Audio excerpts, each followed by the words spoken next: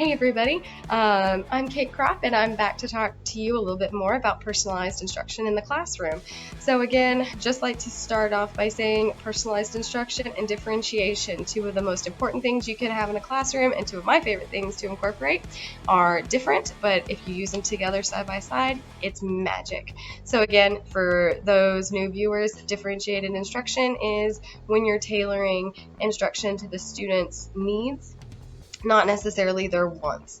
Personalized instruction, all about engagement, talking about student interest and excitement, and using that to structure your curriculum. Now, if you use both together, it makes for an awesome class.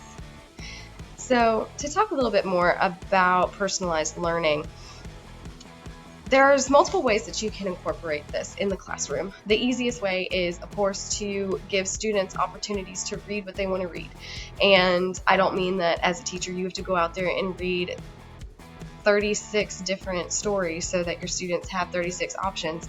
What I mean is you utilize those online databases that are already there for you, like Actively Learn, Newsela or Newsela, depending on how you want to say it, and commonlit.org. Those three websites already have huge collections of nonfiction and fiction texts, poems, and even media that you can pull from, so that students have the opportunity to choose what they want to do, and then it automatically grades most of the work for you as a teacher. All you have to do is go back, pull those assessment grades, pull the data, and plug it into the gradebook. So really, as long as you're doing it quickly and you can show students why they got their answers wrong and give them opportunities to go back and fix it, then they're getting meaningful instruction and meaningful practice, but also with something that is truly engaging because they got to choose what they were working on.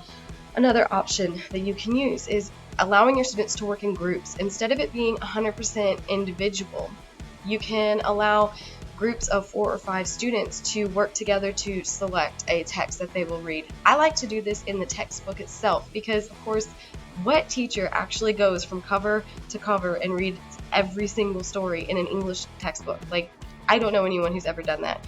So some of those stories that I don't fit into the semester to semester curriculum can easily be pulled and used for this voice and choice lesson, where you have groups of 4 or 5 students coming together to search through their textbook to find a story that they really want to read.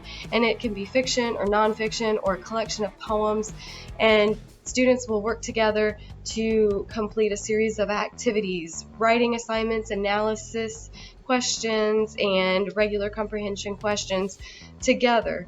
So they get the opportunity to read what they want to read, but they also get to work collaboratively and cooperatively depending on the assignment, so that they can get that feedback and get that dialogue that you need in an English classroom.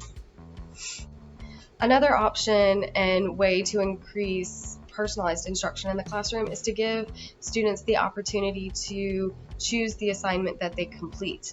So if I'm giving students a project, then I may have assigned a specific text or even a set 3 or 4 texts that students had to pull from, and then given a project. But that project is going to be graded based on mastery of specific skills. Like, my students read the text and they're able to analyze the text based on theme, character development, and setting.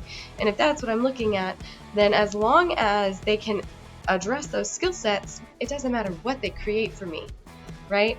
So I'll give students the opportunity to create a diorama or a podcast or a song, and depending on what their interest is, they get to choose where they go in my class. They get to choose what they use, what they're doing. And once they get that project done, they're super proud of what they've created because they actually took ownership and they got excited about creating something that they wanted to create. I didn't just force everyone to create a newspaper or force everyone to write an essay. I was able to let them pull on their own strengths and show me what they can do.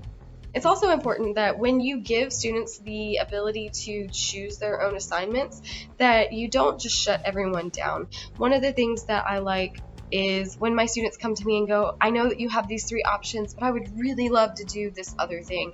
And a good example of this is when I've given project assignments before. I never have video games on my actual option list because they're super complex and I don't know how to help my students make them. So I don't want students choosing that selection thinking I can help them. I can help my students do podcasts, and I can help my students make videos and create websites, but I don't know how to make a video game. Like, that is way above me, so I don't add it into my options.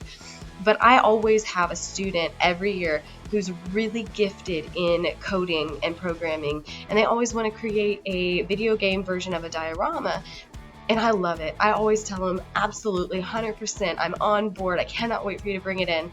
And these students will come in and set up their gaming system and walk us through the video game, which has been created for the story that we read. And it's super fun. And the entire class is just like, oh my God, we could have done that. And after you have one student who kind of blows everyone else out of the water, they start to show you their competitive streaks. They start to get really excited about doing these super creative and impressive projects. So I would strongly push all of you guys out there to allow students to be creative and allow them to bring something else that's unusual or unknown into the classroom. So again, I hope that you guys have enjoyed a little bit more information on how I like to personalize in the classroom. Don't worry, if you are nervous about having groups work together on these personalized lessons, I've got a schedule down below. Click on the PDF and you can download it for free. It is a easy to use schedule for groups so that you as a teacher knows what each student is working on, and so do they.